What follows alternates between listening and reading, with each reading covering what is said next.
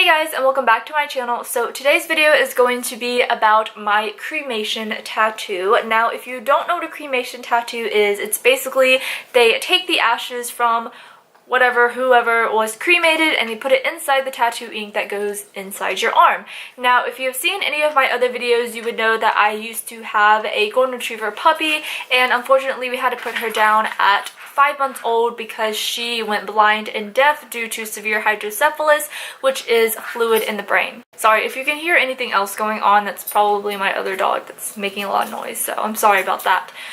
But after we put her down, I decided that I really wanted to get a cremation tattoo because I knew that we were going to have her cremated. So I DM'd my tattoo artist, his name is Houston, and I asked him, hey, do you do cremation tattoos? Do you know anybody that does them? Like, can you hook me up? He was like, yeah, I can totally do it. So I went in, made an appointment with him, and I scheduled the appointment for 2 weeks later because he was super busy and that was the time that best fit me.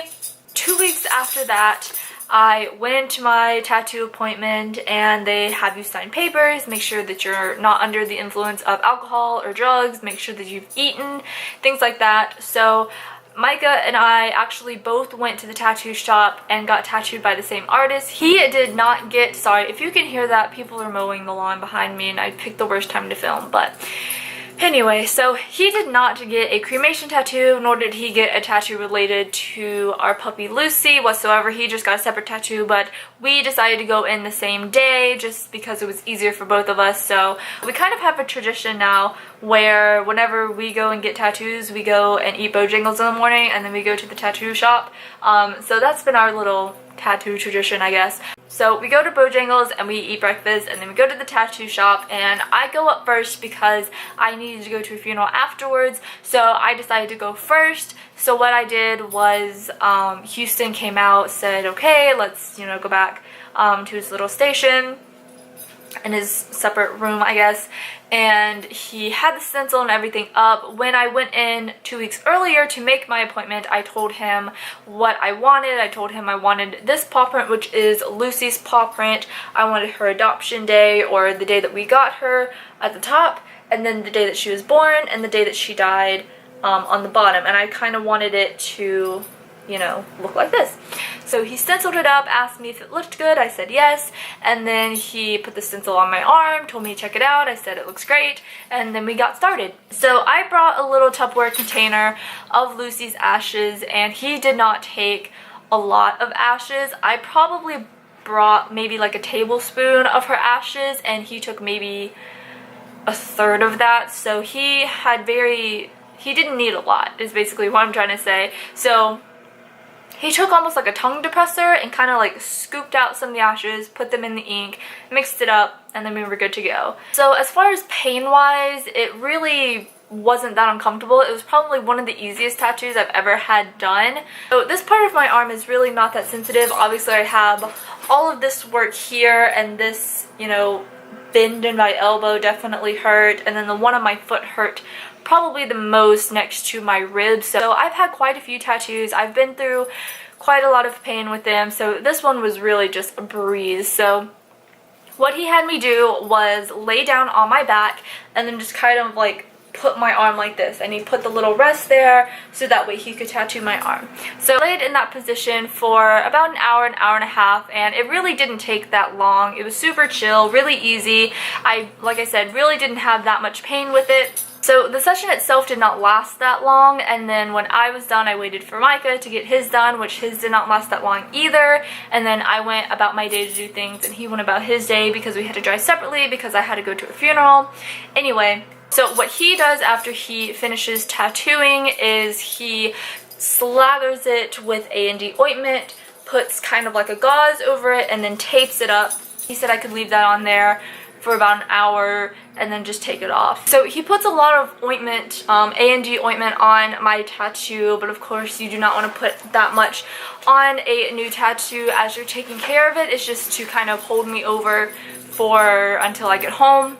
The way I ended up doing was I ended up just taking the bandage off once I got to the church and to the funeral service, and then I left it there until I got home. And then when I got home and throughout the rest of the week, how I take care of my tattoos is I use Aquaphor healing ointment, and I clean it with antibacterial soap, non-scented, and I do that for about 5 days to a week depending on the tattoo, maybe less, again depending on the size of the tattoo. And then once I get off of the Aquaphor, then what I do is switch to non-scented white lotion, and so that's just how I've been taking care of it since then.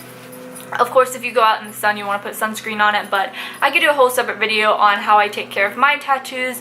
I did have a couple of tattoos that use the Tegaderm like bandage that they kind of use for burn victims, and I've had that done on I think 3 of my tattoos, and I really like the Tegaderm, but Houston does not use Tegaderm. He doesn't prefer that, and so that's fine with me. I didn't ask for it, so it really didn't matter. I can do it either way. So as far as the healing process goes, this took about a week and a half to get through peeling, to get through the whole dry phase, and then it looks like this. So it's kind of hard to show you because it's in an awkward position, but this is Lucy's paw print. This is when we got her. It was April 12th, 2017.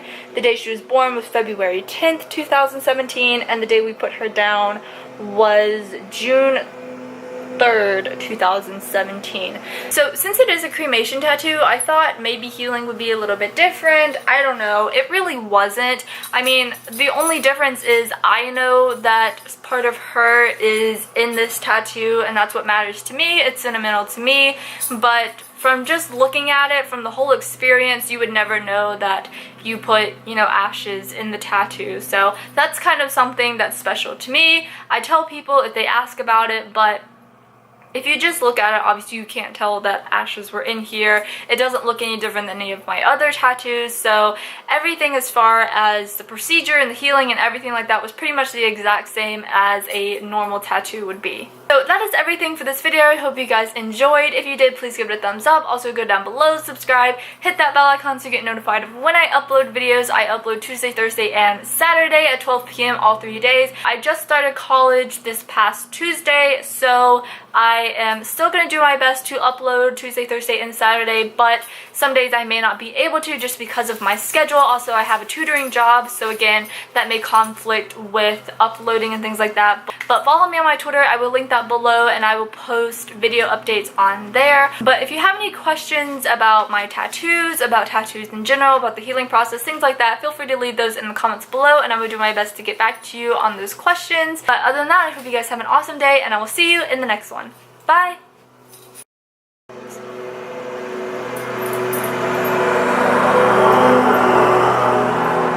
Mr. Lawnmower Man, I'm trying to film.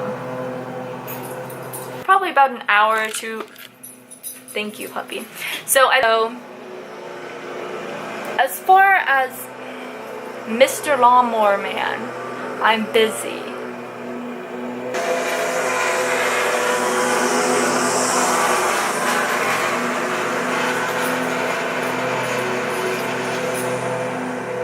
Also, if you have any questions about my tattoos or about tattoos in general, dude,